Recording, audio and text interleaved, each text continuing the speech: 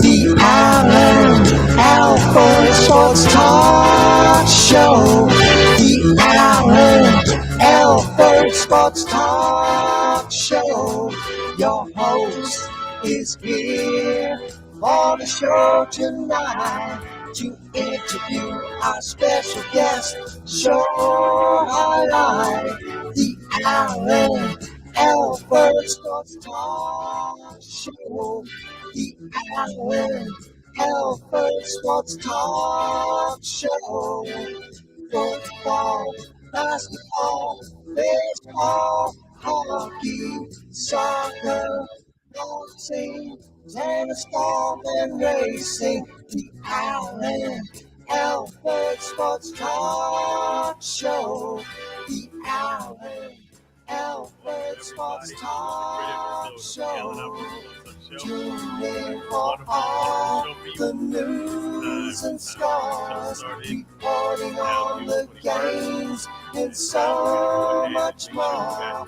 The Alan Alford Sports Talk Show. The Alan Alford Sports Talk Show. The Alan Alford Sports Talk Show. The Alan Alford Sports Talk Show. Go ahead and kick off the show just a bit. And we're going to go ahead and do something real special. But before we get started, let's go ahead and thank our wonderful sponsor. Let's go ahead and thank none other than Chef G's Florida Barbecue Sauce. So delicious and addicting, you may need a support group. Make sure you visit Chef G's right here in beautiful Tampa, Florida. You can go ahead and see him at 301 South 22nd Street, Tampa, Florida. And if you can't come down to Tampa, it's quite all right. You have the opportunity to visit him right there at flbbqsauce.com. Again, it's flbbqsauce.com. You can't go wrong with this great sauce. Great thing about this is that I'm going to be able to eat with Chef G's first thing in the morning, breakfast. So, yes, if you have any questions before the telecast is done, feel free to chat him or call him in. Tomorrow I'm going to have breakfast. Going to start the day off right with none other than the legend Chef G's Florida Barbecue Sauce. And guess what? All of the music that you hear throughout the whole broadcast is going to be provided by none other than Sam Scola Songs. I want to thank Sam Scola Songs and his beautiful wife, Mary. So we're going to go ahead and play the Chef G's Florida Barbecue Sauce song right now. After then, we're going to go ahead and do something real special. So without further ado, let's go ahead and play the Chef G's Florida Barbecue Sauce song, none other than brought to you by Sam Scola. Let's do that right now.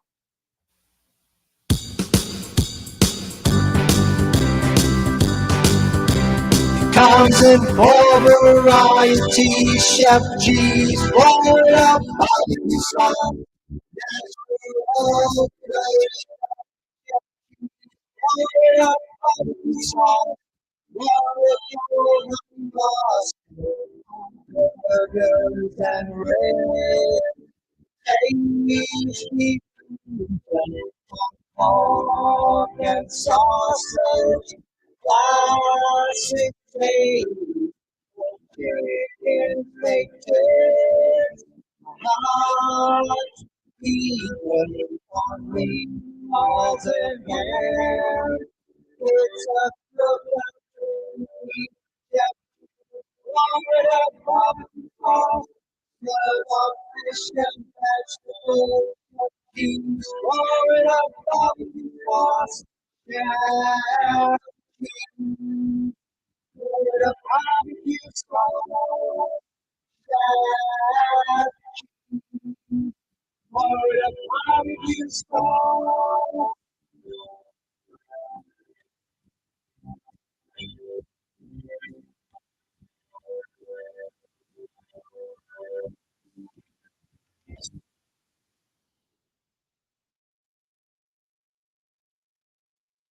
So delicious and addicting, you may need a support group.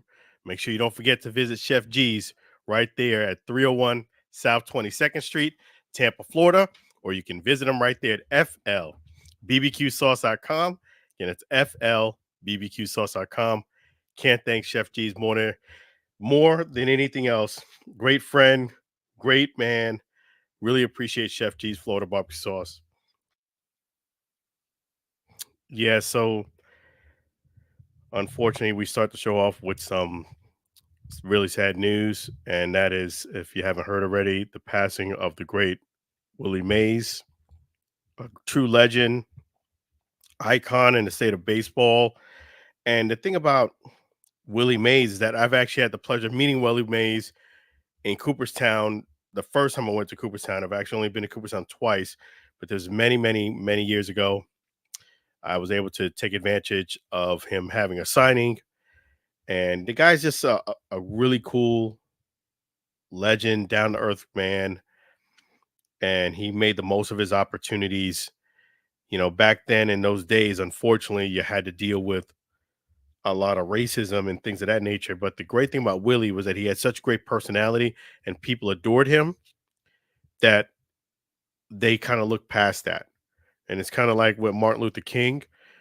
What I love about what he looked at people is, don't judge somebody by the color of their skin, judge them by the content of their character. Their content of their character. If you do that, you're going to be in great shape. So we're going to go ahead and show a few pictures here of Willie Mays, known as the Say Hey Kid, number 24.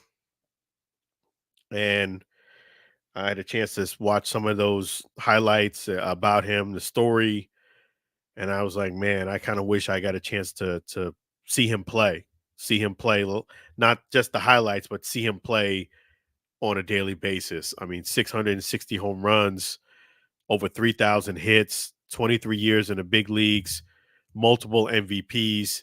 And the thing about him is that he lost 2 years because he got drafted. So, it's one of those things that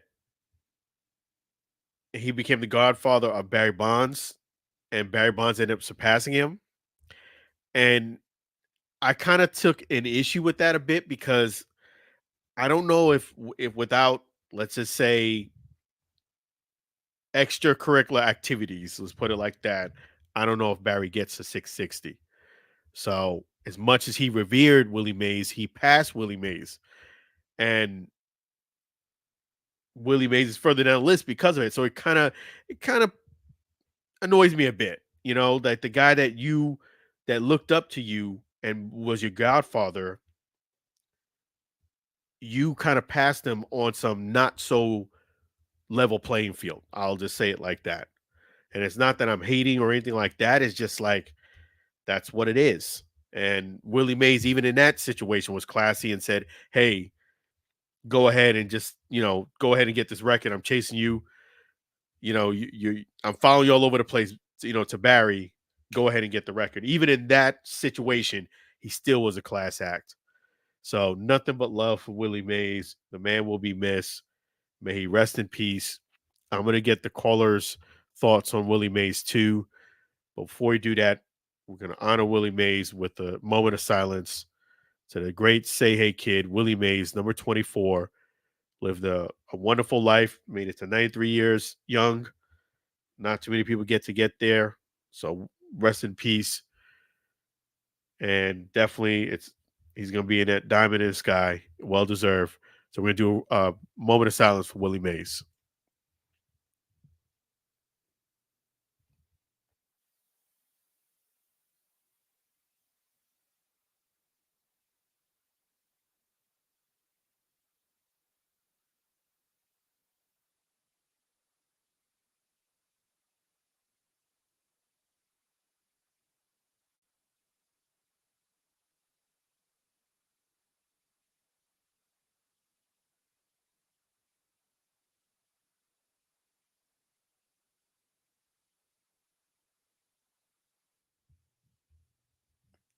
Rest in peace to the great Say Hey Kid, Willie Mays.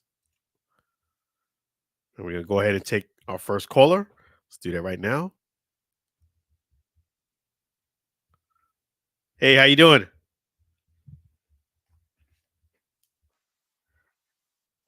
All right with you?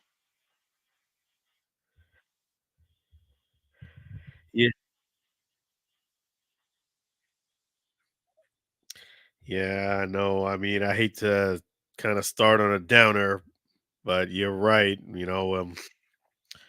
Willie Mays is a true icon. He's a legend of the sport, and just a even if you take just the baseball out of it for a moment, because I don't even know if Willie Mays just wanted to be known as a great baseball player.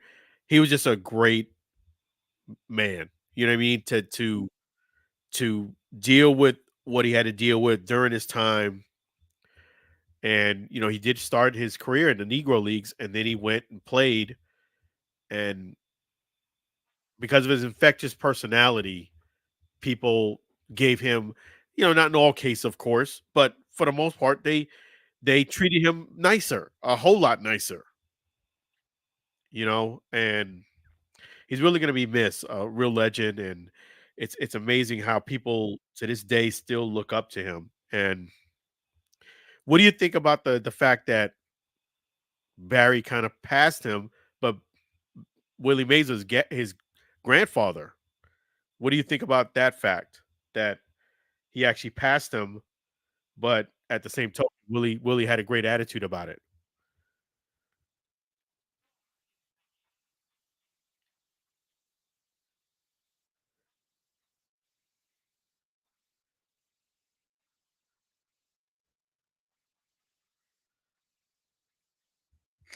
Yeah, you definitely have to give him credit for that. You're right about that.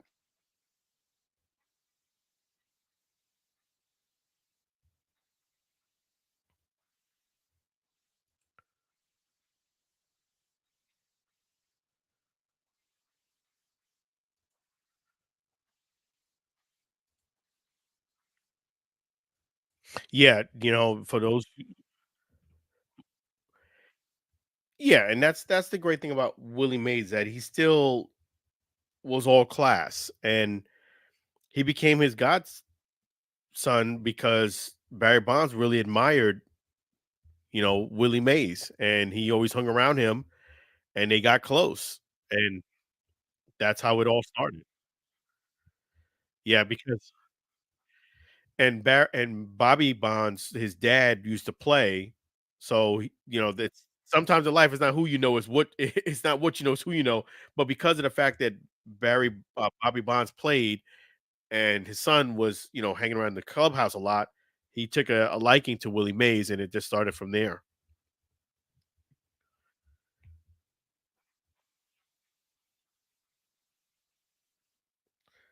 Yes.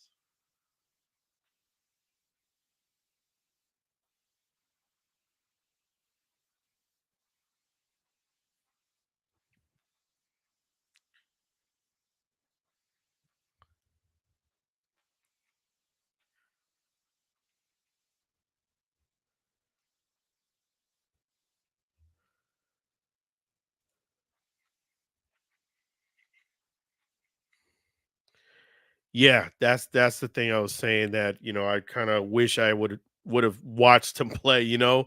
It was kinda like in my generation, but you're right. I mean, just watching the highlights, watching the impact, you could definitely see the guy was all talent, and he was a fan of the show too, those basket catches. Yeah, he said he wore a hat too small so that when he run the bases, his hat will fly off on purpose, to give to give he was a showman too, to give the fans something to look at, which is cool. That's the great thing, is that that's why I'm glad that they segregated baseball, because why I really love that is not only is it better that you get better talent, but it brings a different flair to the game. To me, without personality, without a little bit of swagger, baseball is my favorite sport, but it can be a bit dry. It can be a kind of boring. Not as bad as golf sometimes if you're not playing the sport, like if you're just watching it. If you're just watching it, I think golf would probably be the most boring, I would say. But baseball could be up there, especially the way it used to be, where guys used to, take all day long spitting at there is some truth to that. Spitting there is, like, okay, let's go. Like, on the real. That's why I'm kind of glad they have the pitch count, things like that to speed up the game. But before that, they guys would take all day warming up. They would step out of the box. Sometimes even before the guy would pitch, the guy would take too long, step out. We had to reset again. Yeah, it took 5 hours, and that was ridiculous, and it almost made it feel like the action was less because it stretched out so long. Now when you actually watch a baseball game, I feel like it's more action packed because there isn't any waste. So you feel like you get constant motion.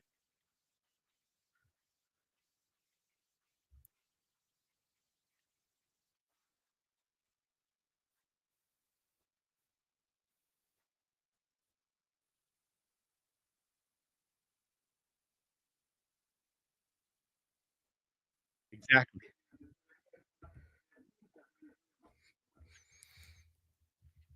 So I do love that the fact that they are moving the game along. I mean, that does make a big difference because you're right.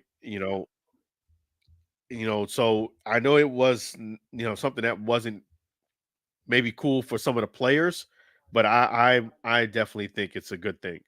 I definitely do think.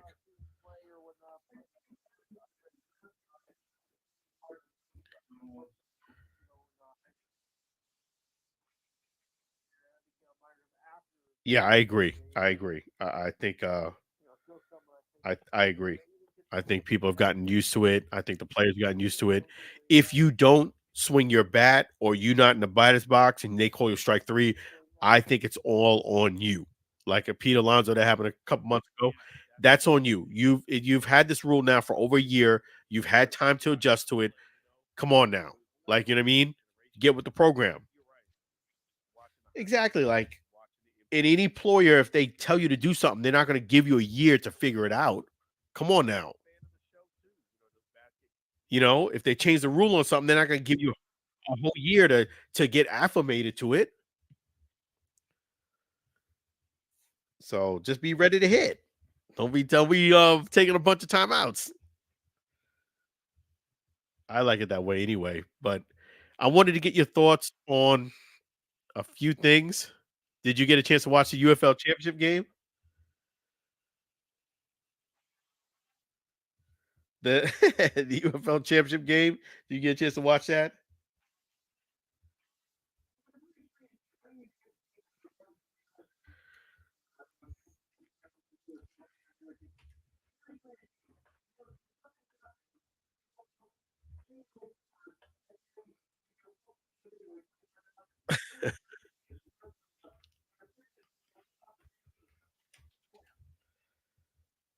Yeah, it was a little different. It was a little different.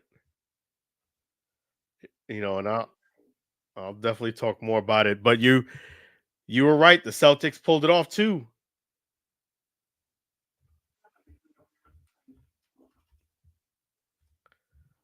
Yeah. So you happy about that? Well, I mean, the Mavs won one game. So, you know what I mean? Like they're lucky they got one game. And I think I was telling you, I think they tanked that game on purpose so they could win at home. That's what I think. I think if they really truly wanted to win that game, they'd have won it, they'd have swept them too.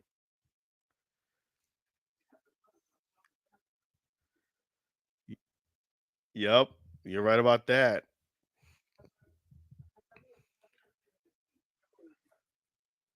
Yeah, you called it. I mean,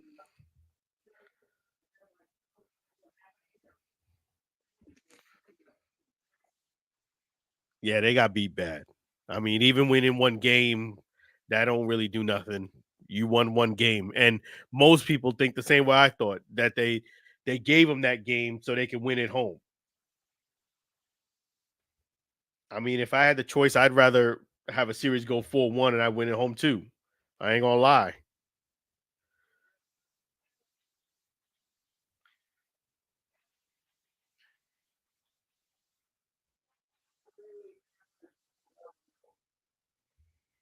No, I agree. I agree on that. It's just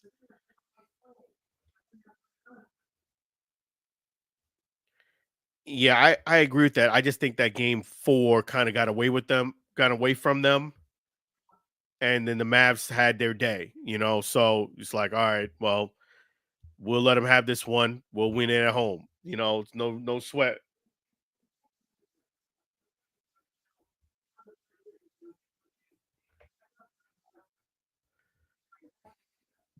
No, yeah, yeah. No, I don't think it was that. I just think that, the game got away from them. They tried to fight back. But I felt like the Mavs were gonna win. I felt like the Mavs were going to win game 4. For some reason, I felt like it was their game to win. They were getting close. I felt like, every dog's got his day, as I was telling you, and they got their day, but they closed out the show in the next game, just like I predicted. That's what they did.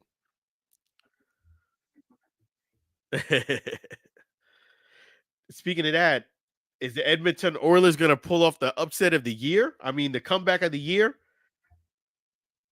I mean, that's a la Boston Red Sox. They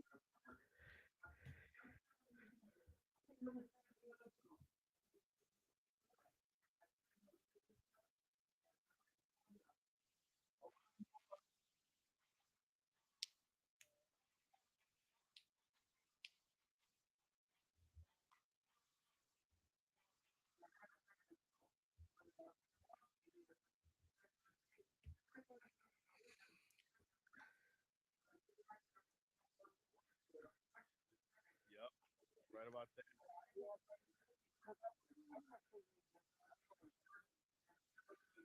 Yeah, you called it. Right.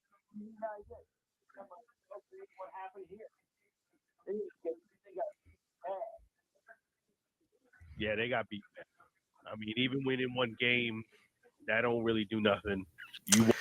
Yeah, the Edmonton Oilers are making it interesting. Just to give you guys a score, period 2, the Edmonton Oilers are leading 2-0 against the Florida Panthers, 2-0, period 2 at 5 minutes and 10 seconds to go. So, they're making it interesting. I'll say it like that. I got to give them credit. They are making it and they scored a bunch of goals last game. So they're not going out without a fight. You got to give the Edmonton Oilers a lot of credit. I don't know if the full.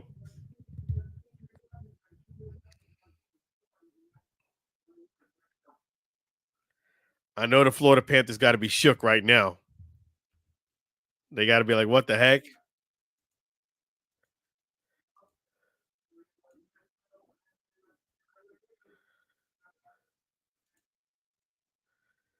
Yeah, you're right. You're right. Still not over yet. 4 minutes and period 2, 4 minutes and 20 seconds. Still 2-0 Edmonton Oilers over the Florida Panthers. I'll keep you updated as the scores come in. But yeah, the Florida Panthers are definitely are shaking their head as to what's going on. If if they lose this game, I think the Edmonton Oilers pull it off. They come back and do something spectacular.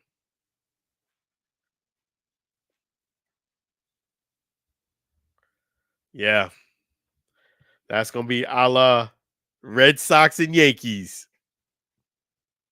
They gonna bring that up again if it happens. You know that, right?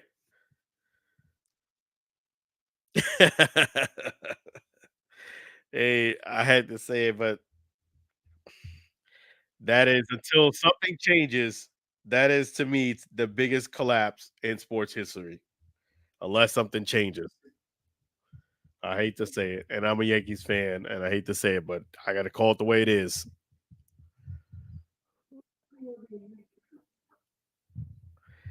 I lived in New York for Brooklyn, New York, for 26 years.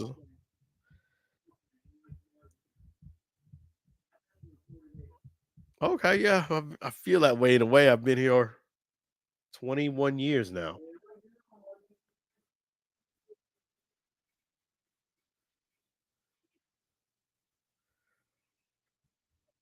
Yep.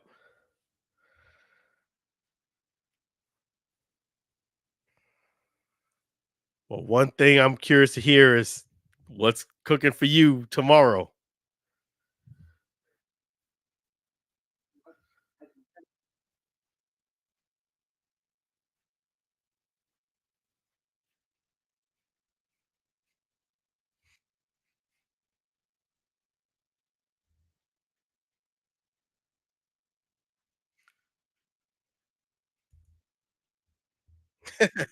That league.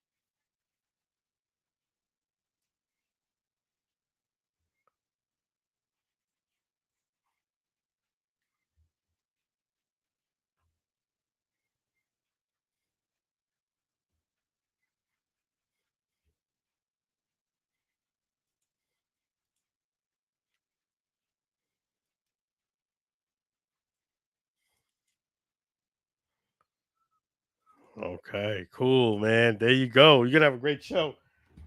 In fact, let me make sure you guys.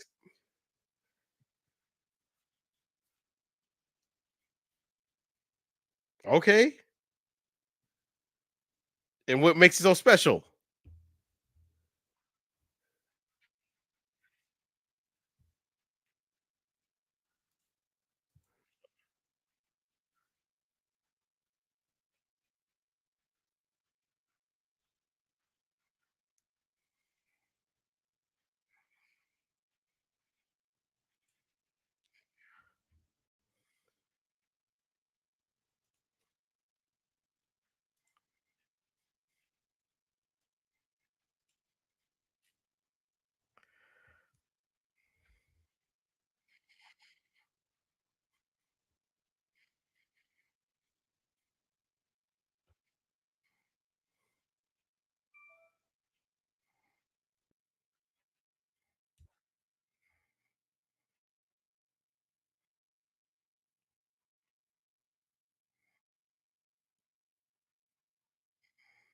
One game.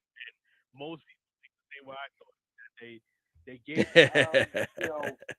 doing this well, it's a going great journey. going back to my roots. Appreciate I you first started persevering, giving us some great stuff. well, just as a local as a That's awesome. Florida club. So you know, I was doing local uh, hooked up to Facebook for some people and from and did something to that. I went There you go, folks. Got to contributor, take advantage of those opportunities when they're presented. co-host, regular panelist, control the show. Yep. And if you had one shot or one opportunity to seize everything you ever wanted in one moment, would you capture it or just let it slip? Eminem. You got to make sure you got to go ahead and seize that opportunity, folks. There you go. Just like Lou. Anyway, That's right. one time That's thing I you started heard it and from I there got first. again. But it turns out that Dreams do hey, come true. And in I'll fact, come back. Sure. And then and it might do that. It might come true for the Edmonton Oilers. 3-0 floor up 3-0 against the Florida Panthers. This I'm telling you, they're gonna start at the end of the second period too. It's only one period left. I don't think the Panthers gonna win this game. I don't think the Panthers gonna win this game at all. Eminem. You gotta make sure you gotta go ahead and seize that opportunity, folks. I think, folks, this is going to a game 7. And to put in the work, Just like confirm we. one question. And to Wow. one question for his. Just yep, lose right on the money. So again, that's Right. You heard it from there first. 3-0. End of the second period, coming into the period 3. Might do that. It might go through. They're gonna talk about the Yankees. 3-0. Florida Panthers.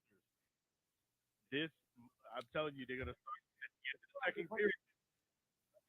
There's only one period left. I don't think the Panthers will win this game at all. Wow. Yeah, they haven't looked back. They haven't looked back. I think Yeah, so that's awesome. It's gonna be interesting, folks. I want the Panthers to win, but I think the Edmonton Oilers are thinking differently. Yup. 3-0. So definitely check out Lou tomorrow. He's gonna be doing some great things tomorrow between 4 and 6 p.m. Eastern Standard Time Zone. Saturday. Again, that phone number is 512-543-4662. Again, that's 512-543-4662. Make sure you check out the Enhanced Sports Show by calling them. And you could go ahead, type in Enhanced Sports Show right on YouTube and see the handsome Lou doing his thing on the show tomorrow between 4 and 6 p.m. Yeah, so that's awesome. So definitely we appreciate Lou doing his thing. His predictions have been spot on. Make sure you guys give him a call tomorrow between 4 and 6 p.m. That's right. Definitely check out Appreciate you. Tomorrow. Gonna do some great things. All between 4 and 6 p.m. Eastern Standard Time. Yep. Zone. Saturday. But you got it right. Phone number 512 Yep. 4662. 512. Continue success, Lou. I appreciate you. Make sure you check out the Sports Show by calling him. And you can go ahead. Don't doubt Lou, man. He's gonna prove you wrong all the time. And see the handsome Lou thing on the show tomorrow. You got it, Lou. Appreciate you. I have a face on video. Always a pleasure. Always a pleasure. Appreciate you. I'll talk to you tomorrow. We appreciate Lou. Have a good night. Doing his thing. His predictions were spot on. That's the great Lou. Definitely from the Enhanced Sports Show. Always great to hear from Lou. Fantastic. And that's awesome. One thing, too, is we're going to continue on with this great show here at the Alford Sports Talk Show. But before we do that, we're going to thank another one of our fantastic sponsors. You know, the thing about this sponsor is they are eligible for service right there in Texas, and they're eligible for service right here in Florida. It's none other than CTC ME Mortgage, Kurt McCrae. That's right. Thank you, CTC ME Mortgage and Kurt McCrae, for being one of our fantastic sponsors. Listen, if you want to start building equity, go ahead and call Kurt McCrae, because today's your day. You can go ahead and own a home with very little down, and even things are not perfect, Kurt McCrae can help you. He specializes in that.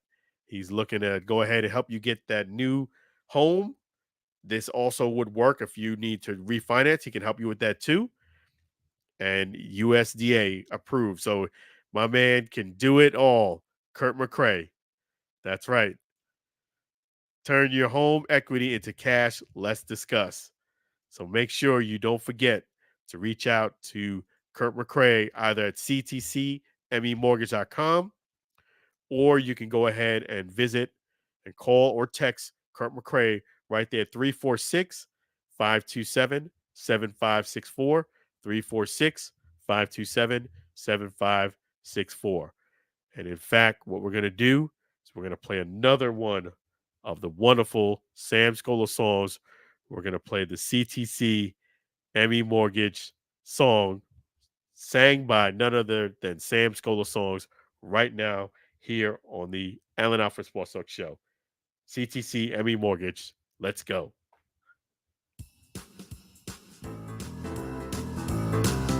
CTCME Mortgage Company, they stand by their loyalty.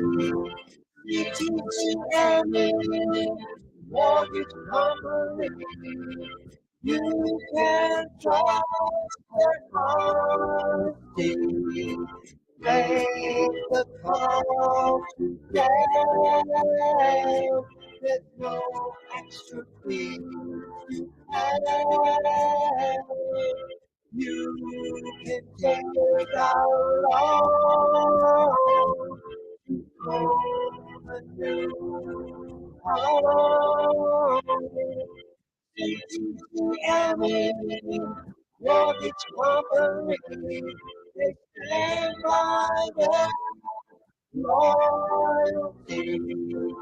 CTCME Mortgage Company, you can trust their honesty. Get along interest rate is your need to finance a payment plan. Praise your man. CTCME Mortgage Company. CTCME Mortgage Company. CTCME Mortgage Company.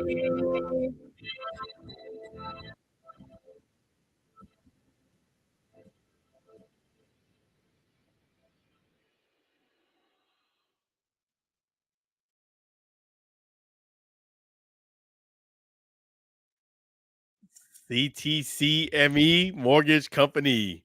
Make sure you give Kurt McCray a call. Make sure you do that today. Give Kurt McCray a call right there at that phone number. It is going to be 346 527 7564. 346 527 7564. Available in Texas and Florida.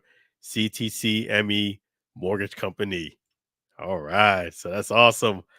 So thank you so much, CTC ME Mortgage.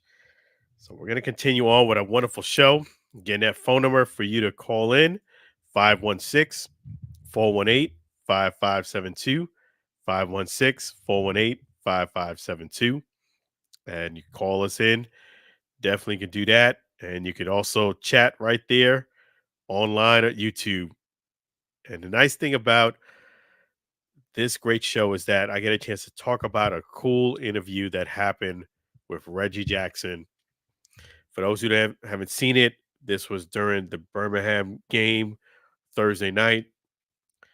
It's the first time they played baseball there in, wow, decades. And Reggie Jackson, he kept it 100. I would say he kept it 1,000. He shared his experience about playing there in Birmingham, how it was not a great experience for him. He had to deal with racism.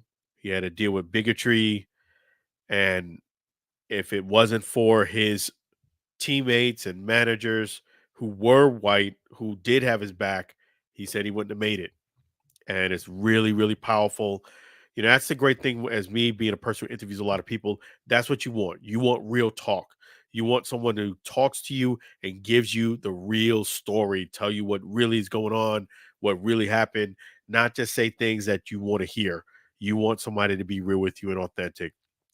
Props to, Reggie Jackson for a lot, sharing his story, but to withstand some of the things that he shared. People cannot hate on somebody when they explain their experience.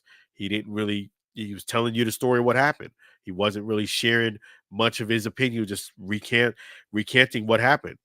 And, you get a chance. It's great that the Hall of Fame shows you the history of the game, and they incorporate a lot of the Negro players and players that played in the past and now how they their records are getting acknowledged, and also how their contribution is being, now brought to the forefront of baseball. It is outstanding what Major League Baseball is doing, but I love what Reggie Jackson did. He reminded you that there was actually real feelings and emotions and things that transpired outside of the records.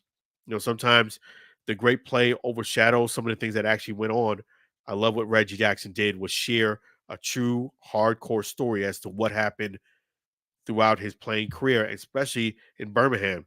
I'm going to get into a bit later about me covering the Birmingham Stallions versus the San Antonio Brahmas UFL Championship Game. But outstanding for Reggie Jackson to go ahead and just go 1,000 and share his story, share his journey, share what happened during the time of him playing in Birmingham. And yeah, it was powerful and it was real, and that's what you want. When you interview somebody, it's not for the faint of heart. You want somebody to be transparent and real with you and tell you what's really going on. I'm glad that Reggie Jackson did. Props to him, and just a great reminder that, hey, these are things that did go on, and it's not just about records. It's not just about admiring somebody like a great Willie Mays or even Reggie Jackson during those times. It's not just about that. It's also what did they have to go through because of who they were, because of the fact that they were quote unquote outsiders, because they weren't the same color as somebody else. I don't care what anyone tells you. In this world, discrimination sucks. Whether it's white, black, Spanish, another culture, another race, another gender. Discrimination is not cool. And to get it real, I respect Reggie Jackson, even mentally. I mean, I was definitely a fan of Reggie Jackson, but hearing his story, I became a fan even 100 because, a lot of times people tell you what you want to hear rather than what really going on. So props to Reggie. Let me give him a round of applause, in fact, for sharing a great story there on Thursday night. I really appreciated it.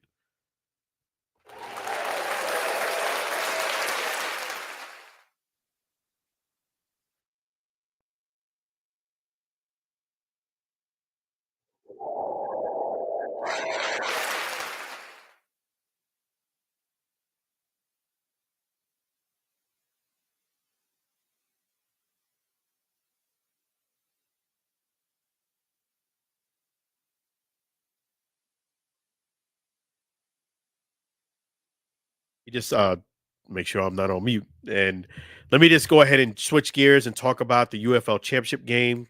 I'm going to dig into that. I'm going to talk quite a bit about that. That was an incredible, incredible experience. To come out to St. Louis. I've never been to St. Louis, Missouri. Go out there and cover the game.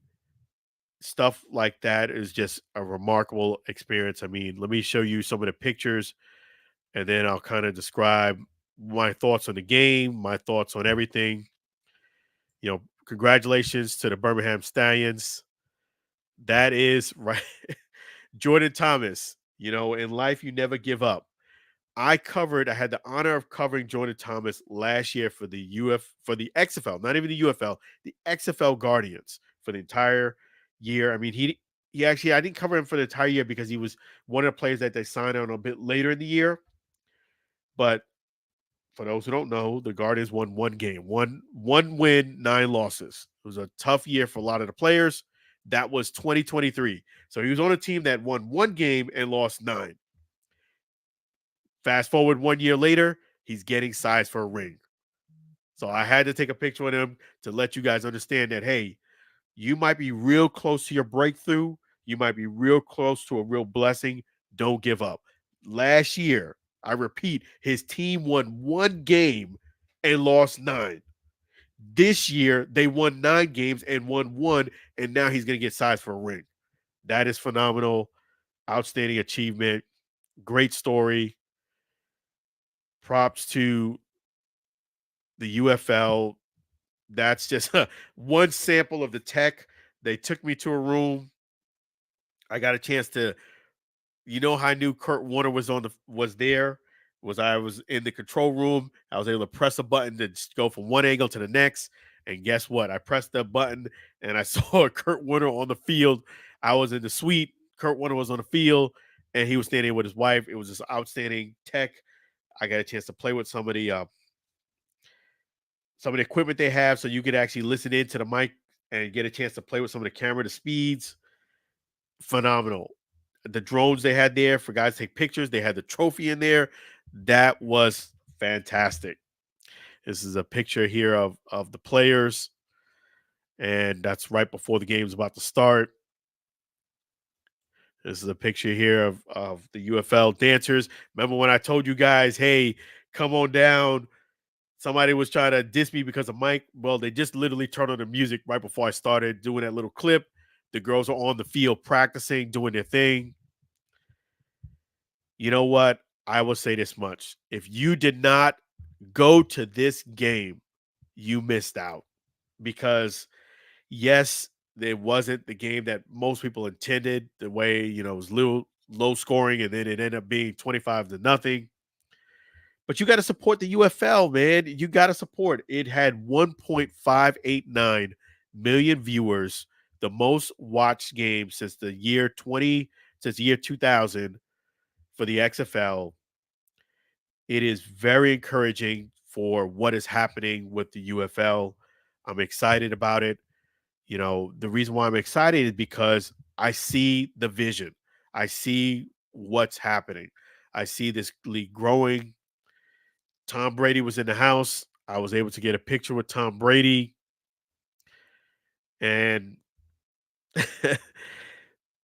to make a long story short, it was awesome that I got that picture with Tom Brady. And I was able to experience some cool things. Let me just say this real quick. Me and another one of my media guys got mistaken to being Tom Brady's bodyguards, believe it or not, because we were wearing suits and we had credentials. There was this guy who had no shirt on and he had jean underalls on. Definitely looked like a guy from the South. We just say it like that. But he was like 6'2". He had a pretty good build. So again, he had no shirt on, blue overalls, and he was luckily right next to the suite that Tom was in. So he saw Tom. So we were standing by the door and we got a chance to meet the actual Tom Brady bodyguard. The Tom Brady bodyguard really enjoyed my company. He was from Brooklyn, New York, just like me. And he enjoyed my friend's company, Terry, who was covering the media too. He didn't want us to leave for two reasons. Number one, I think he really enjoyed our company. And number two, the guy with no shirt on and overalls, I think, was kind of freaking him out a bit because he did say, this guy's kind of weird. I want you guys to kind of hang out with me because when Tom does leave and go to another place, I want you to walk with us because this dude is kind of making me feel uncomfortable. And the guy left for a few moments. He comes back and he goes, I know you guys are Tom Brady's, bodyguards, but can I at least shake his hand? And he left. And like I said, he said it twice. So he definitely thought I was Tom Brady's bodyguard. Again, because I was wearing a suit. So was my partner who helped me, do the media, Terry, my friend. And so was the guy who was actually appointed to watch Tom Brady's bodyguard. So I couldn't believe that. So when Tom went from one suite to the next, I said to myself, man, I may never get a chance to get a picture with Tom. I never better opportunity than this. Let me at least go back in there and try to see if I get it. And sure enough, I did. Believe it or not, that same media room that I was in that they showed the tech, if I would have stayed in that room for another 20 minutes, 15, 20 minutes, Tom would have came in the room with me because Tom got the same crash course that I got. So, and he got it after me, about 20 minutes after me. So basically, if I'd have stayed in that room another 20 minutes, Tom would have came in the room with me. But it worked out. I got the picture. I was very happy about that. And you know what?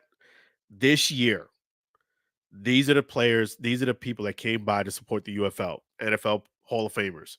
Kurt Warner, Tom Brady, Deion Sanders, Troy Aikman, And that was just in this year alone. And that's just phenomenal. That congrats to all the guys. Props to all of them for coming through supporting the UFL.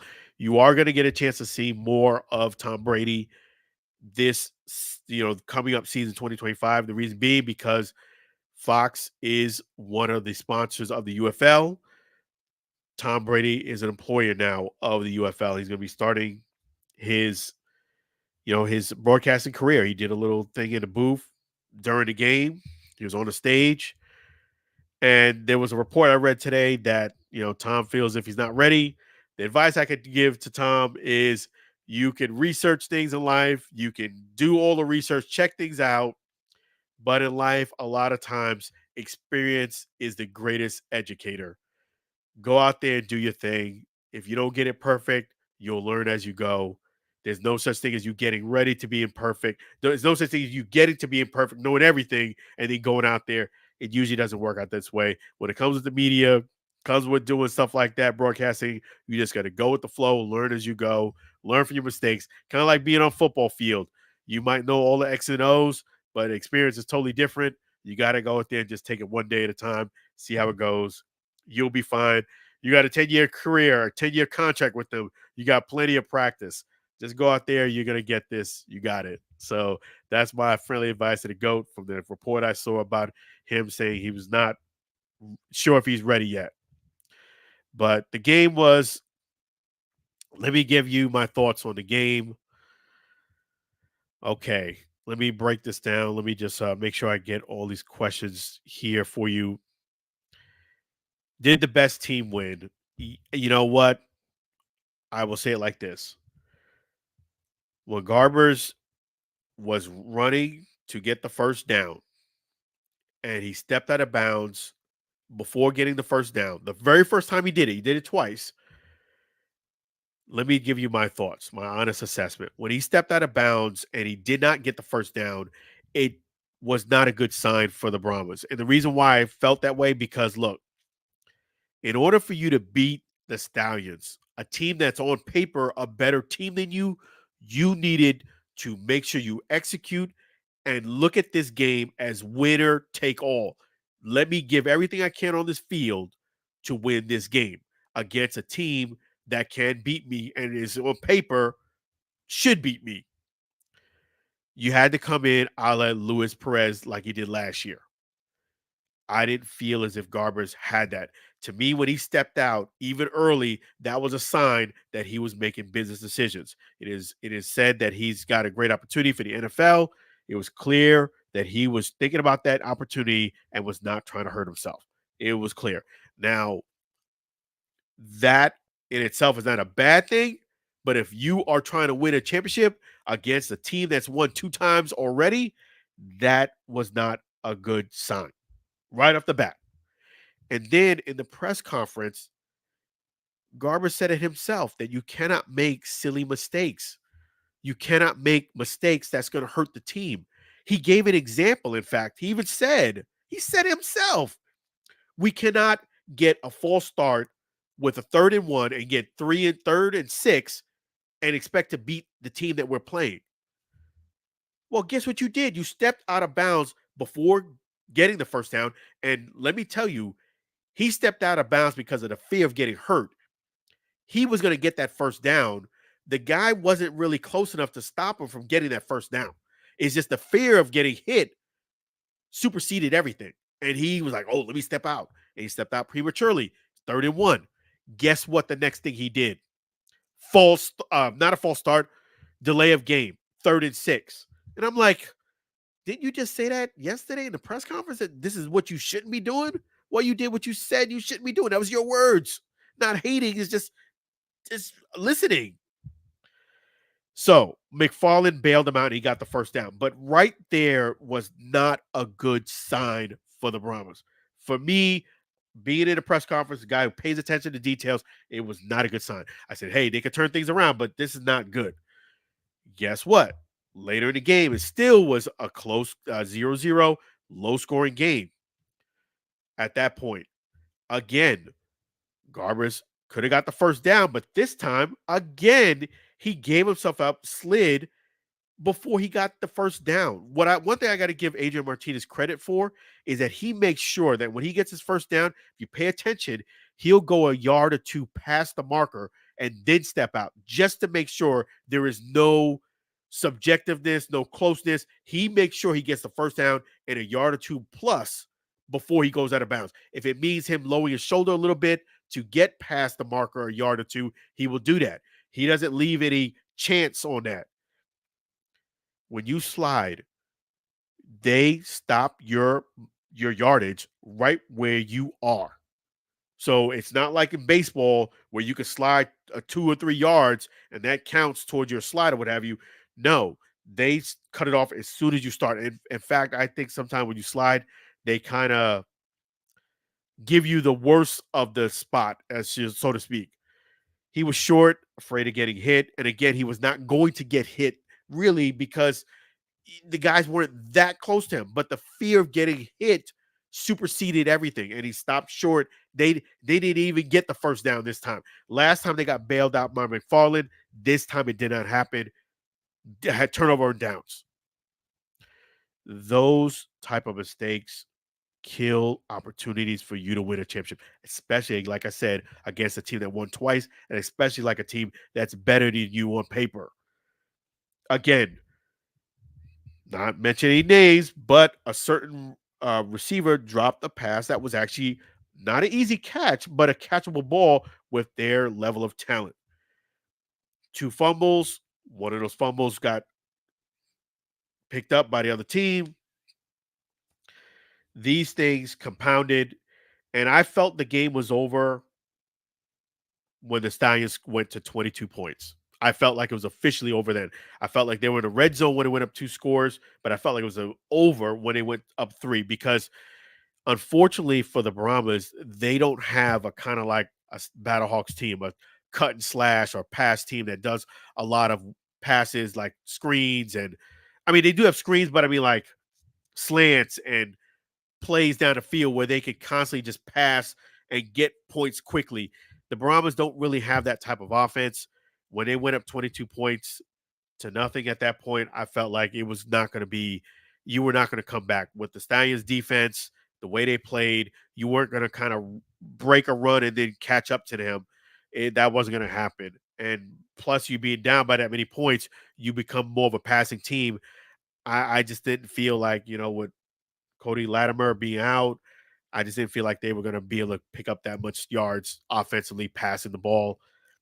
When they went up 3 scores, to me, the game was pretty much over. I mean, I know it wasn't technically over, and even when they went up 2 scores, I still didn't count them out.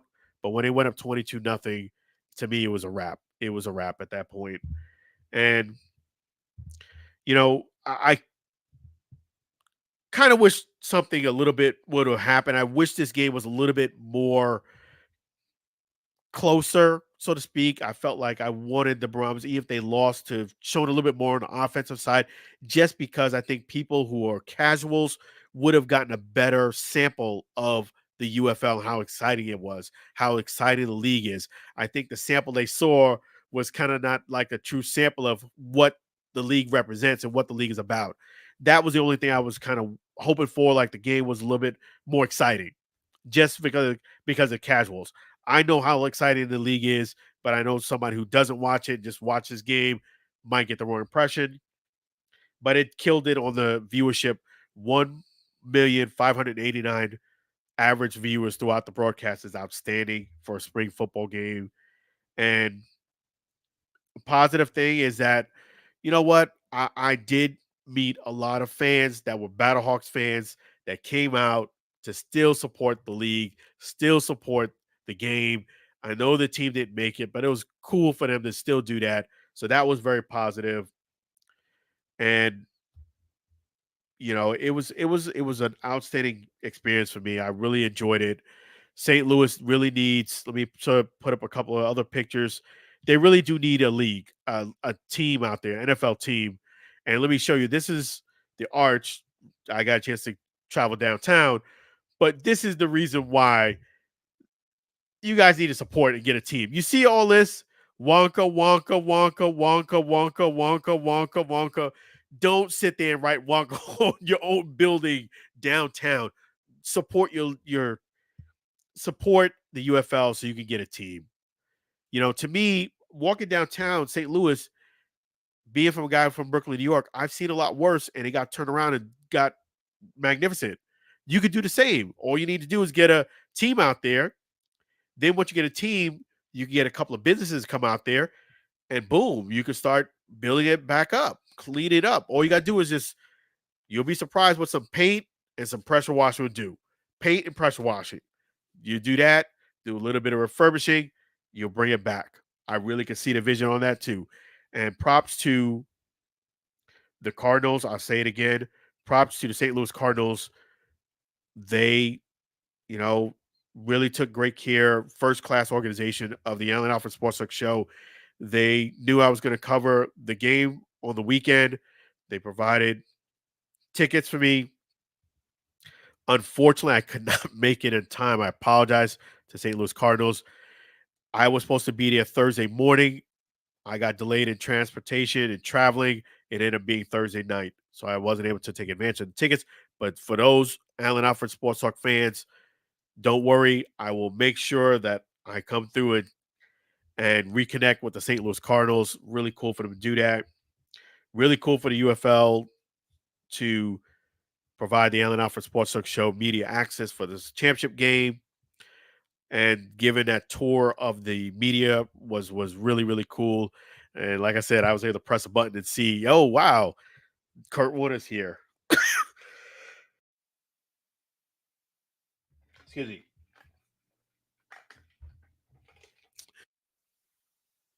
That's how I knew Kurt Warner was here. So I was like, press a button, went from one camera angle, press another button. I saw the camera angle of Kurt Warner on the field with his wife. So props to UFL, props to the tech that they're doing. Props to Scott. He's the person who gave that, gave that behind the scenes, kind of like the mics that they use, the headset of the video cam, the video equipment. So it was awesome.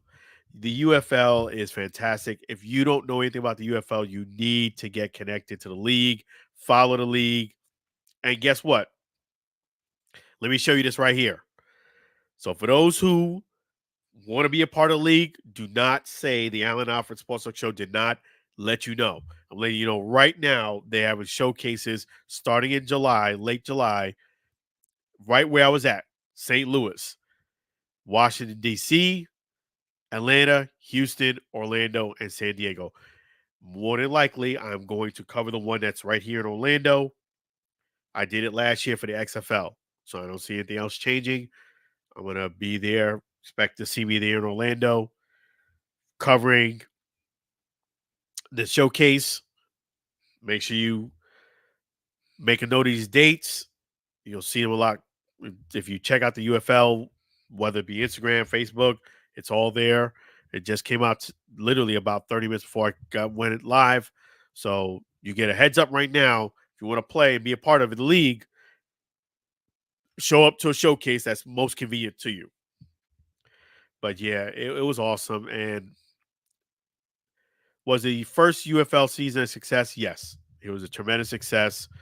I know that it was St. Louis that was carrying the league as far as attendance, but Darryl Johnson did say that they're going to make a conscious effort for 2025 to make sure they develop more of the teams and their league based on their location. I know a lot of people like, hey, that's cool that you posted up that you get a chance to meet AJ McCarron, but it's in Texas.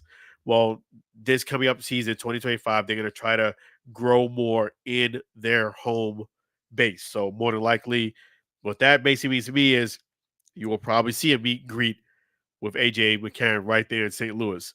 You'll probably get a chance to see Savion Patton right there in San Antonio. So that's going to be coming up. I hope Savion Patton gets signed. That's the Brahmas player, defensive lineman. And if you haven't seen that interview, go ahead and check it out right there on Facebook or Instagram that I posted up, that press conference. And I tell you, man, what else I wanted to mention was Is the league right for not expanding teams in 2025? That's a great question. Yes, I agree with the league not expanding teams in 2025. You just finished your first year. Kind of let's see how the dust settles. To get the merger done, it ended up being a lot later than they even anticipated. Now you have a true offseason. Develop the 8 teams that you have before you start adding new ones. To get to where the NFL is, it's a NFL product is over 50 years in the making. It takes time. I love the fact that they're not adding any teams for 2025. And that even means me losing a team in 2024, the Guardians. But I think start off slow. I don't like expanding because when you expand, that's expanding your expenses too. Keep the teams you have. I'm actually very happy that they're not adding new teams for next year.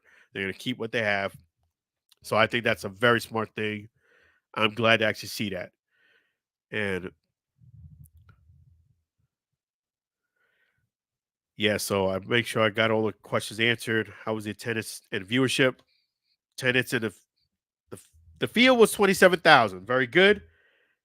The viewership at home was 1.596, which is outstanding for the UFL. And I did want to make sure I answered this question. What went wrong for the Brahmas?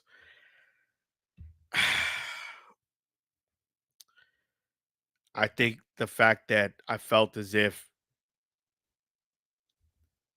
at certain times in the game, people were making business decisions instead of trying to win the game. I'll believe it like that. Say it like that. People were making business decisions instead of focusing on winning the game. That's number one. And number two, when you give a great answer in a press conference, that's great. But you have to live up to what you just said. They said themselves, we cannot make silly mistakes to beat ourselves. 31, false start, 3rd and 6. We cannot do it. 31, delay of game, 3rd and 6. You did. Yes, McFarland bailed you out, but let's look at what you did after the fact. Again, you bailed out too early. You did not make the first down. And this time it did cost you because you didn't get the first down and you had a turnover downs.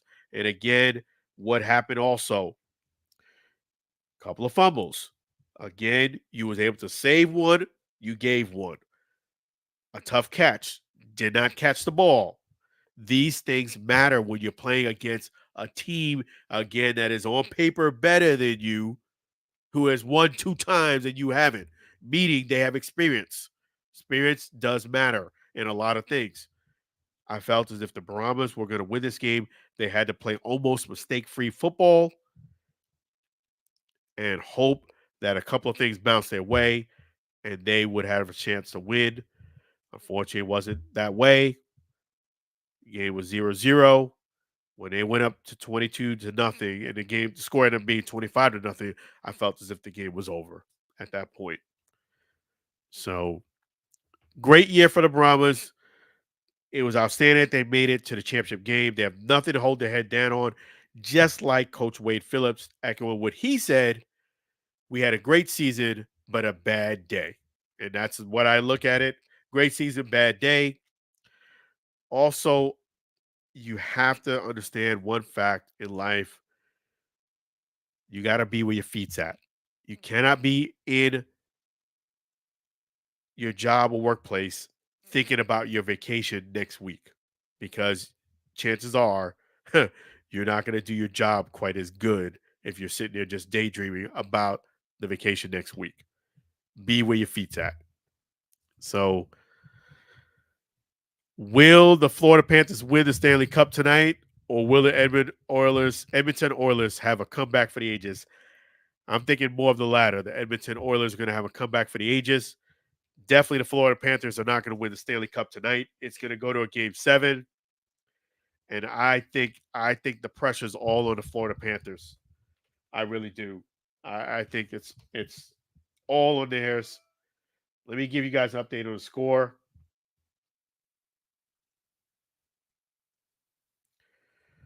Three to 1, Edmonton Oilers, period 3 with 8 minutes, 30 seconds to go. So the Florida Panthers trying to make this into a game. They did get a goal. It's not over yet, but I'm not sure about the winning it tonight. We'll see. I hope I'm wrong, but we will see. Having said that, that's going to be like a la, Yankees, a la Red Sox. So we'll see if they pull it off. And I'm going to discuss the Celtics, the finals, LeBron James unfollowing Kendrick Perkins, and a lot more. But before we do that, let's go ahead and thank another one of our fantastic sponsors. Hey, guess what, folks? I had to travel from Tampa, Florida to St. Louis, Missouri to watch the championship game. Guess what? If you need help with traveling, you need help, guess what? Punch Pit Adventures, they can help you. If you need a destination wedding, group weddings, this is cruise for this Thanksgiving, guess what? Pushpin Adventures can help you. That's right. Want to thank our great sponsors, Pushpin Adventures, for definitely helping out the show, being a great sponsor. Pushpinadventures.com/virgin. And I'm telling you, if you want to go ahead and take advantage of a beautiful vacation, Pushpin Adventures can help you.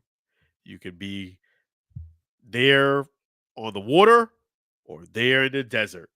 There in Dubai, international travel, destination weddings, cruises, whether it be just you and a significant other, just yourself, or groups, Pushpin Adventures can help you. That's right.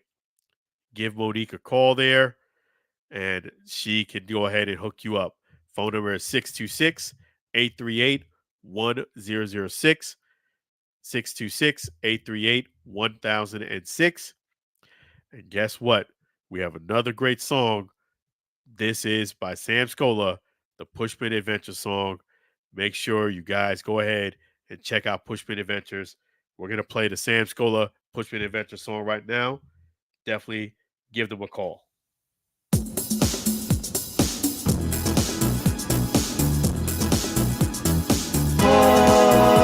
Pushpin Adventure.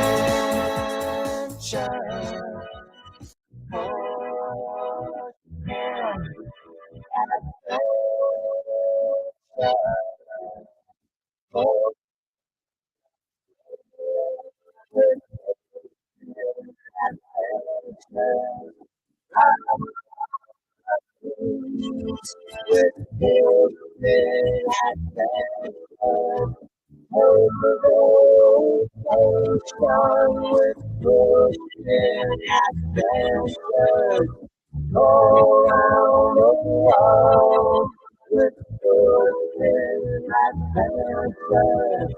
Go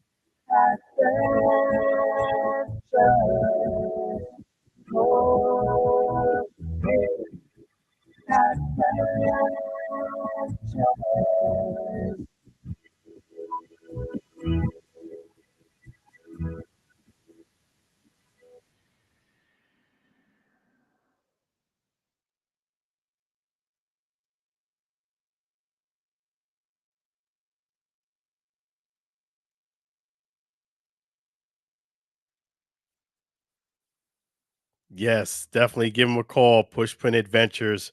Really appreciate them being a show sponsor. Thank you so much, Pushpin Adventures. Again, that phone number is 626-838-1006, 1006 626 838 1006. Or you can go ahead and visit them at pushpinadventures.com. And if you want to check out this cruise right here, pushpinadventures.com/virgin. So really appreciate Pushpin Adventures. And it's really truly an honor to have them as a sponsor. Thank you again, Pushpin Adventures. And yes, so let me give you an update real quick on that score. The Stanley Cup Finals is 3-1 Edmonton Oilers. Period 3, 5 minutes and 5 seconds to go. And they better do something quick if they're going to go ahead and avoid a game 7, that is. So, and also what I wanted to talk about is we're going to discuss the Celtics winning the finals, and props to the Celtics. They were the better team. People were calling it to be a sweep. I think the Celtics kind of went up on easy up on them, and they gave them a game so they could win at home. Maybe that's not the case, but they were clearly the better team at the end of the day, and that's the main factor. So props to the Celtics getting their 18th championship. Let me go ahead and give them a round of applause.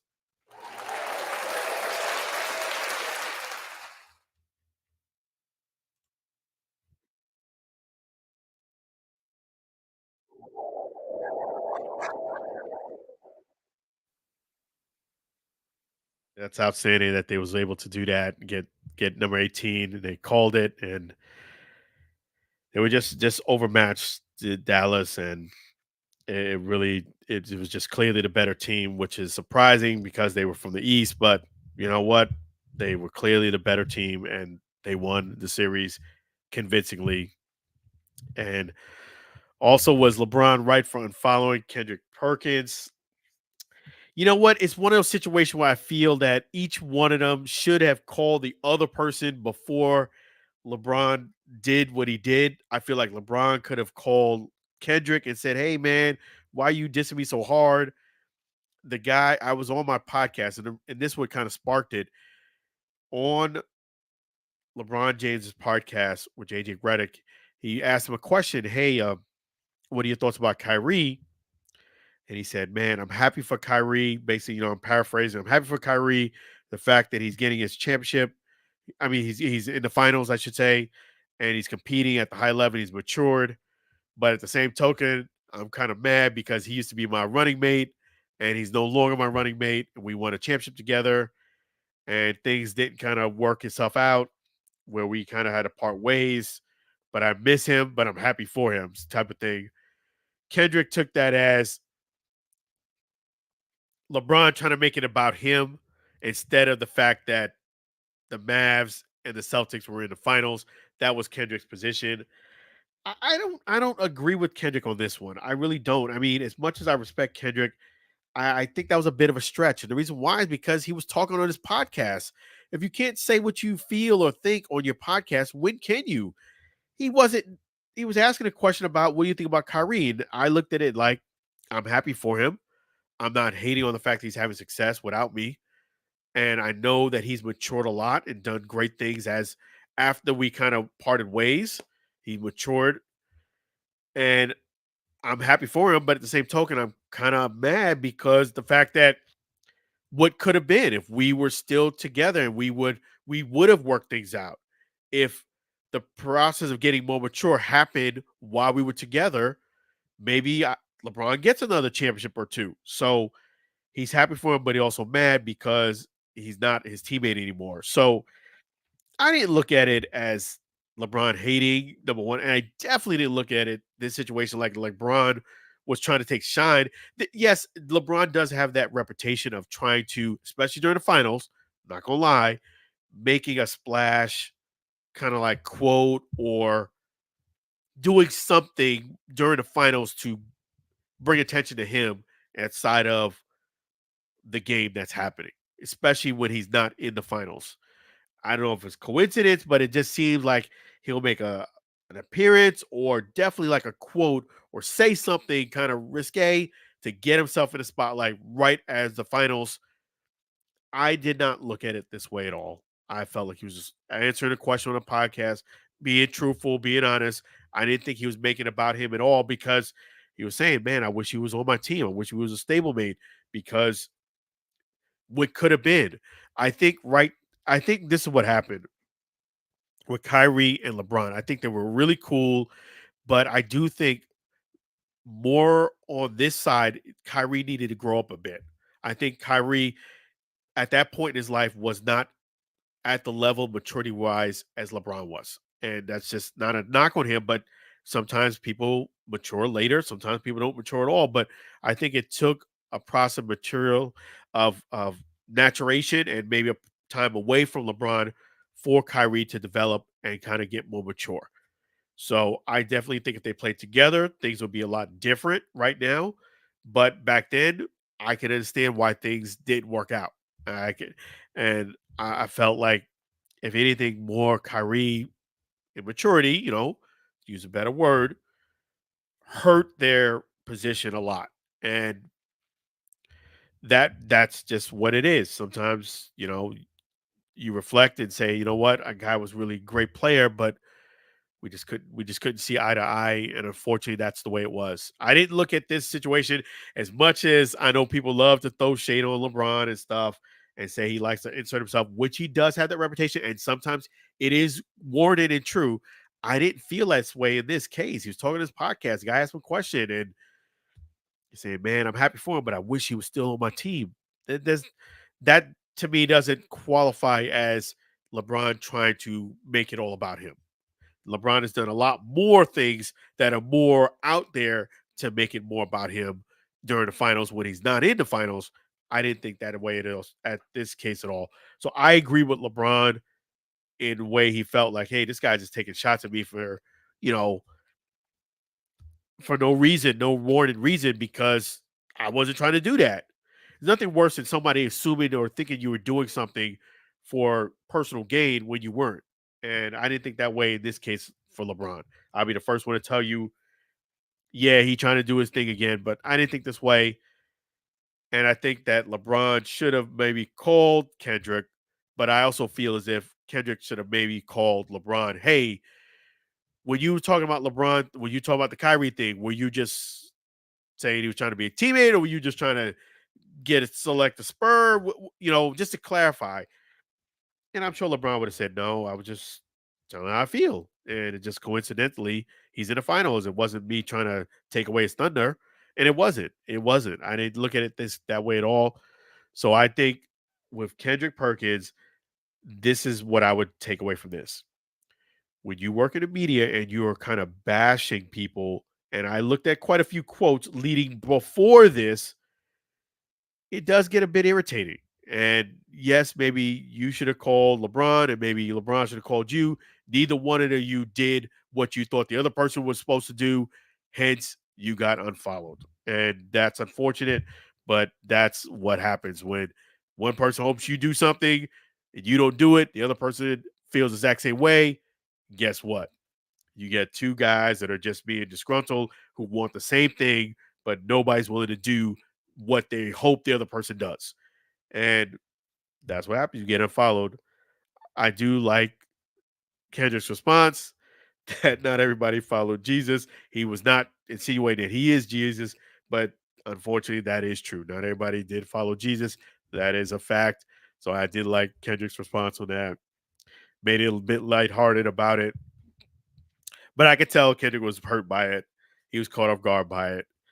But hey, man, if you keep dissing somebody in the media, unfortunately, guys are sensitive nowadays. I hate to say it like that. They're not built like they were when Reggie Jackson played. Like he was talking about that in that interview.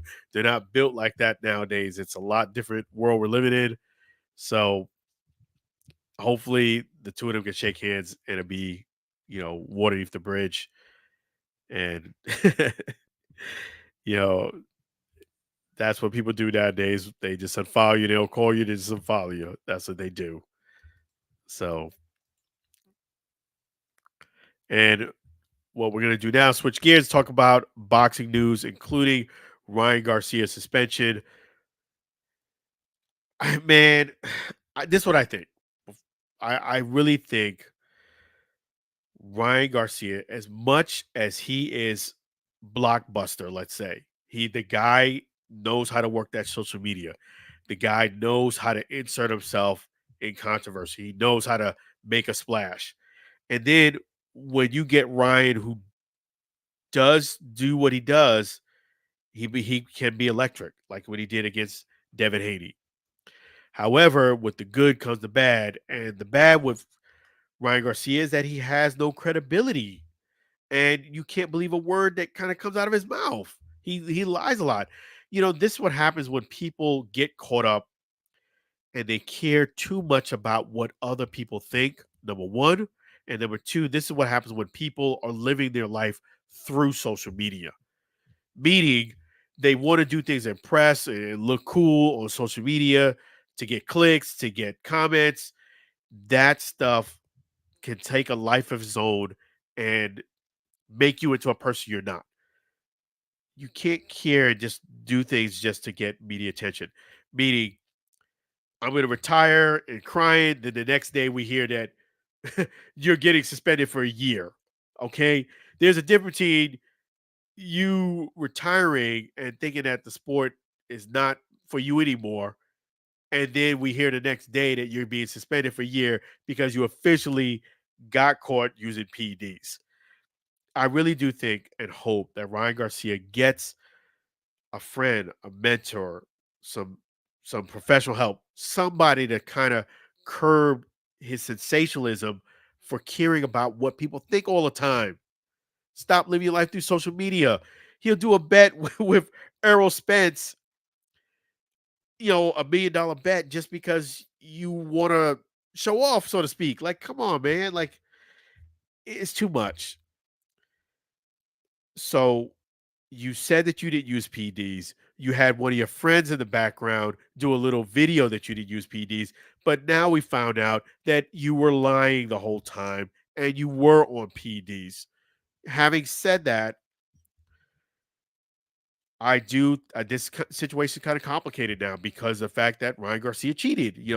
It's complicated because Devin Haney now has an undefeated record.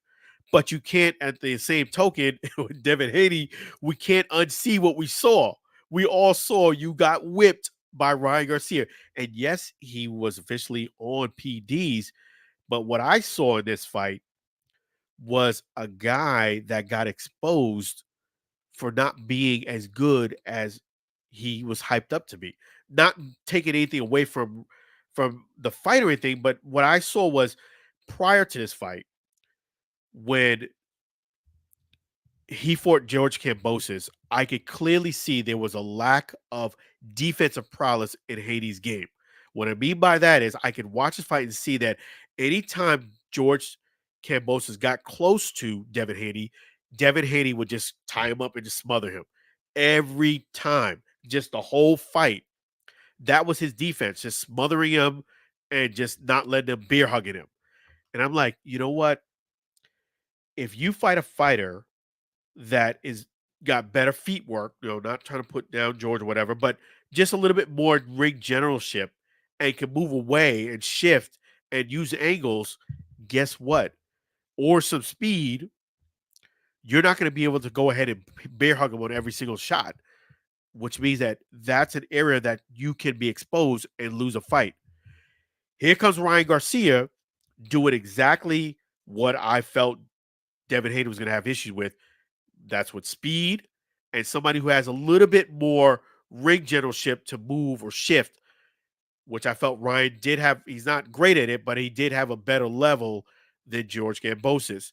Hence, Devin Haney had problems all night long. Yes, may have the PEDs have helped, possibly. More than likely, we're going to assume yes. But I felt as if Ryan Garcia really exposed Devin Haney for not being as good defensively as he should. And not only did he expose him defensively, I felt as if Devin Haney got exposed offensively too. He didn't have enough offensive power to keep Ryan Garcia off him, or at least get Ryan Garcia to respect him. Ryan Garcia was coming right at him the whole night. And that has nothing to do with PDs. You just didn't have power. And not only that, you didn't have good defense. So, yes, let's take the Ryan Garcia fight off the table. It's just a matter of time. If you're trying to be undefeated your whole career, I don't know if that's going to happen. I really don't. I don't think Devin Haney, to me, with all due respect, there are some holes in his boxing game. And if he doesn't fix those holes, maybe you kind of dance around something with Ryan Garcia. But Ryan Garcia exposed what I saw, not really much. He did expose it in that fight, but I was seeing the progression from the George Kambosos fight. And that's what it is. So we can't really undo what we saw. Ryan Garcia on the other end, for the year suspension you have, man, maybe you should get some counseling. Get a friend or mentor, somebody who's going to tell it to you straight, be a friend, not trying to use you, not trying to embarrass you, doesn't care about the social media thing, and just wants you to be a better person. I think there's a lot more to Ryan Garcia than what he's showing. Stop caring about what people are thinking. Stop trying to impress everybody and put the hard work in. Like, to me, it actually didn't surprise me that Ryan Garcia, number one, was overweight. It didn't surprise me that this came out that he used PDs, because Ryan Garcia, there's a lack of professionalism, hard work. You're trying to cut corners. You want people to love you, but people are not going to love you if they think you're cheating, number one, and number two, if they think you're cutting corners. People respect hard work and integrity. And they also respect somebody who's authentic, doesn't care what people think. Stop living your life through social media. That stuff, these people who click it and liking your stuff, most of these people are not really true friends. Unfortunately, that's just the way it is.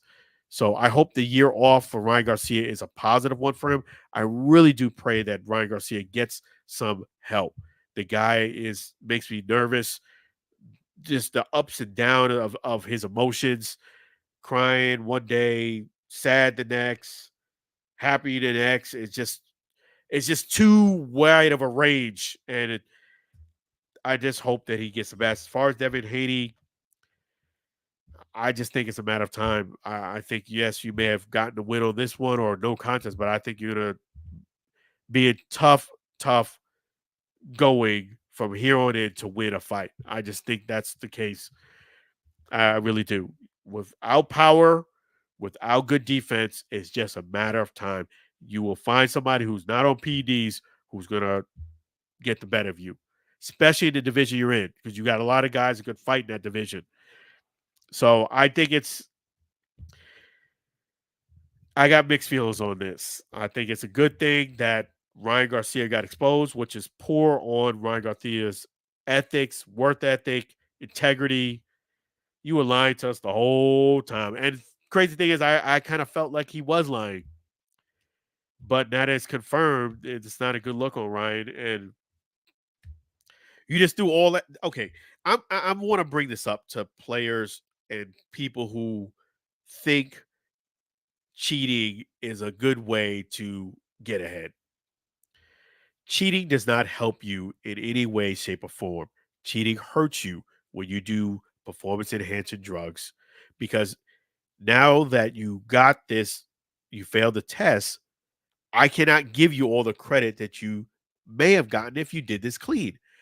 If Ryan Garcia was clean and he beat Devin Haney, I would be praising him.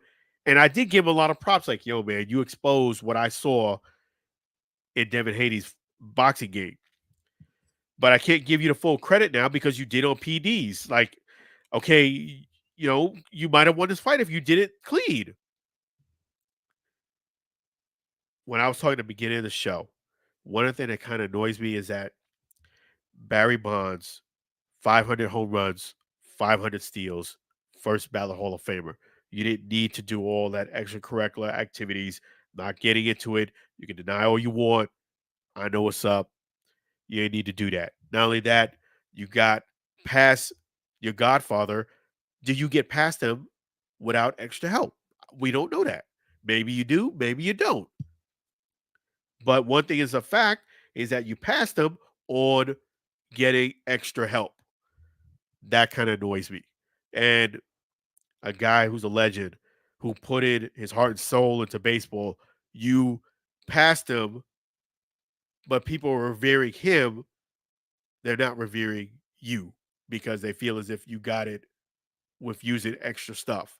When you cheat the system, you don't get that respect and that love that you should if you did it clean. So it's not worth it. It's not worth it. Same thing with Alex Rodriguez. Much I respect Alex Rodriguez and I really, really admire his game, you cheated the system. I'm working in media. If I get a vote to vote for the Hall of Fame, I'm sorry. As much I really like Alex, I would not vote him to be in the Hall of Fame. Reason being, you failed one drug test. Then you served the penalty and you failed another. When you failed the second drug test, you went ahead and colluded with the investigation. To me, that is showing a lack of integrity, a lack of accountability, and beyond. So, no, I would not vote for you. And again, even though you have, close to 700 home runs, people are not going to give you that respect for having close to 700 home runs if you did it clean. I was a top performing salesperson for many years. There was a lot of times I could have done some shady stuff. But guess what? I never did it because I said, you know what? I worked way too hard for somebody to come along and say, oh, he got it because he cheated. Oh, he got it because he cut these corners. You can look at anything I've done over the years. I ain't cut no corners. I beat you fair and square. Was it hard work? Absolutely, it was hard work. But you can't take away the hard work that I've done. Don't cut corners. You win. I said this in an all-pro dad meeting. Cutting corners is like winning $20, but you're losing $250 a week or 2 or 3 weeks later. So yes, I get the $20 right now, but I'm losing $250 every time I cheat. So it's costing you a lot more than you're gaining. A little bit of gain in the front, but on the back end, it's a lot worse. I went to Cooperstown, covered the East-West game, saw some great players. For those who don't know, less than 2% of the Major League Baseball players make it to Cooperstown. They said a little over 1%. They didn't say it was 1.3, 1.4, 1.5. They said 1% of the players, just over 1%. So I'm going to give it to you where it's easy for you to remember and where it's easy for you to digest it. Less than 2% of Major League Baseball players make it to the Hall of Fame. And I'm going to leave with this. When I looked at those halls, I said, man, Alex should be here. Barry should be here. Roger Clemens should be here. Pete Rose should be here. All of them should be there, but they're not because they did something that was unethical. When you do walk into Cooperstown, the first thing it says right on the wall before you even get to see exhibits, one of the voting characters is character. Character. And if you don't have character, you don't get elected in. So I feel bad for them, but also I'm like, yo, you made some bad choices and you did stuff that you shouldn't have done to keep your rep and keep your record and have yourself a plaque. Is not good enough for you to be in the Hall of Fame? I guess not. So you made your bed, now you got to lie in it. I look at it as a missed opportunity. And same thing with Ryan Garcia, man. You missed an opportunity to beat a guy that you actually did beat in the amateurs because you wanted to cheat the system. Take an easy route out. Over ambition directed in the wrong way. It's not worth it, folks. Do things the right way. Keep your reputation. Go ahead and run the straight and narrow, and you will see that you will end up being a lot better than cheating the system. Do that in life. Having said that, my guy Savion Patton for the San Antonio Brahmas, that guy has got great character. Love what he's doing on the field. Love him on and off the field. You know, I was kind of hoping the Brahmas did win this game. I really was. But I had a feeling that the Stallions was going to win because throughout leading into this game, everything pointed to the Stallions probably winning this game.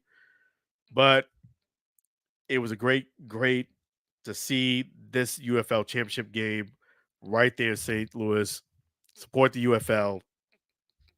And more importantly, guys, make sure you do things the right way. Do not cheat the system. It's not worth it. Use my example. It's like winning $20 to lose 250. That's what you're doing. That's why I look at integrity. Every time you cheat, oh man, I got $20. I got $20. It's adding up to $20.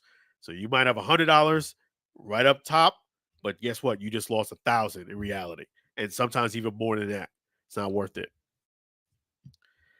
So definitely wanted to go ahead and give you guys another update on the score. See if it's final.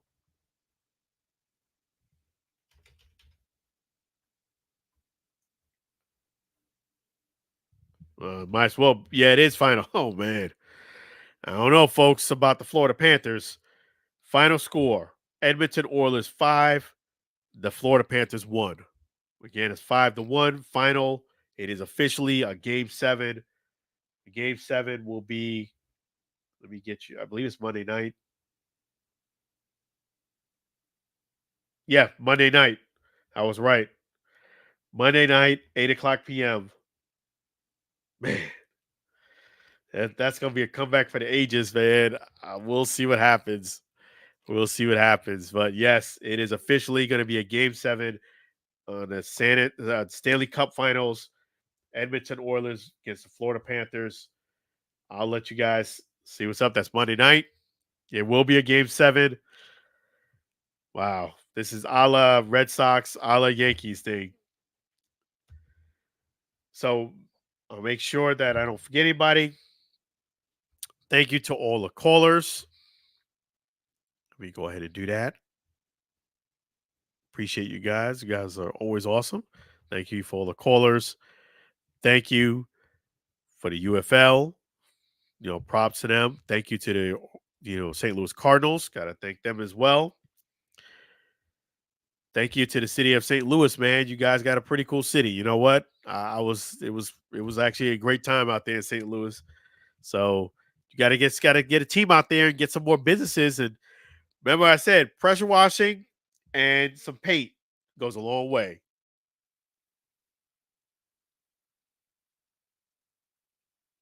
Pressure washing and paint goes a long way. It's all you need. And stop writing Wonko in the building, and you'll be all right. So let me go ahead and thank Chef G's Florida Barbecue Sauce. So delicious and addicting. You may need a support group. Make sure you definitely check out Chef G's right there at 301 South 22nd Street, Tampa, Florida. Yeah, it's 301 South 22nd Street, Tampa, Florida. Guess what? Tomorrow morning, I get a chance to eat breakfast with the one and only Chef G's. So I'm excited about that.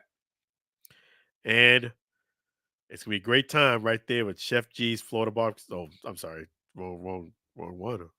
Right here. Chef G's Florida Barbecue Sauce right there. Chef G's Florida Barbecue Sauce, so delicious and addicting. You may need a support group. We're going to go ahead and end the show. Let me go ahead and show you my face there. Really appreciate you guys. You guys are awesome. Thank you for all the likes, comments. Really appreciate you guys. Thank you for all your support of the Allen Alford Sports Talk show. This year's it's been fantastic. I really appreciate you guys. Thank you to, let me make sure I don't forget, Sam Scola. Sam Scola songs are available on YouTube, Spotify, Facebook, and Instagram. You'll see me share them in the stories. And want to thank Sam Scola because he did all the songs you're gonna hear tonight. You're gonna hear two more songs: the Chef G's Florida Barbecue song and the End of the Night song. If you do want to get in contact with Sam Scola songs, sing along with Sam at gmail.com. Sing along with Sam at gmail.com. Right there out of Maine. It is awesome. And let me make sure that we go ahead and play the Chef G's Florida Barbecue Sauce song. So delicious and addicting, you may need a support group. So let's go ahead and fire up that great tune by Sam Scola songs right now.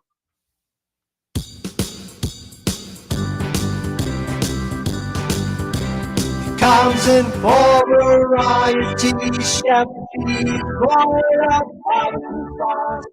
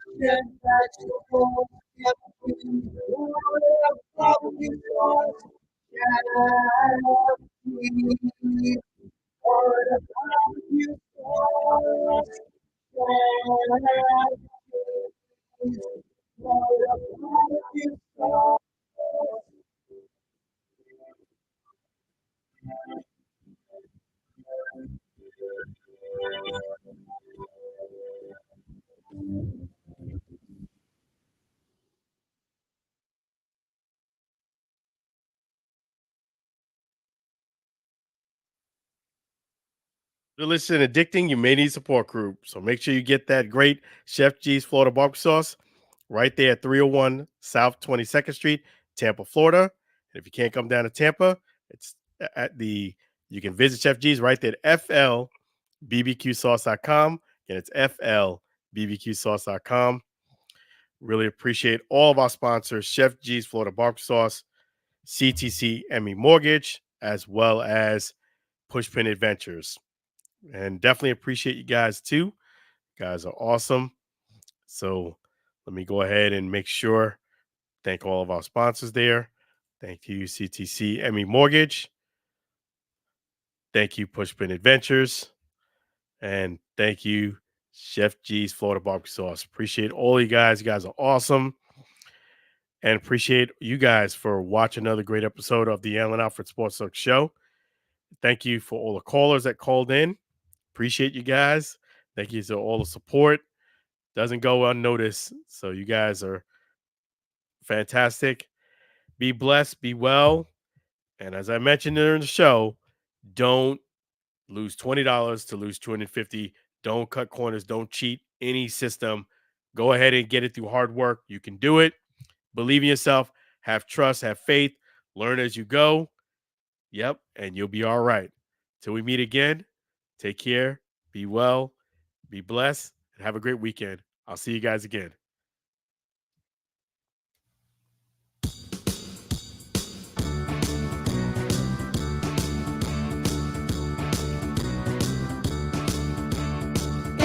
It's the end of the show.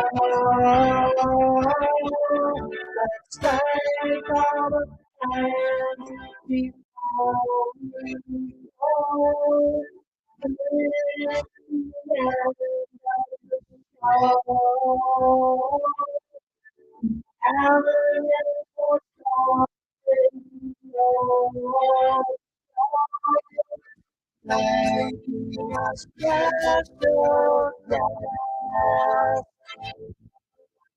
Thank you for your time. It's the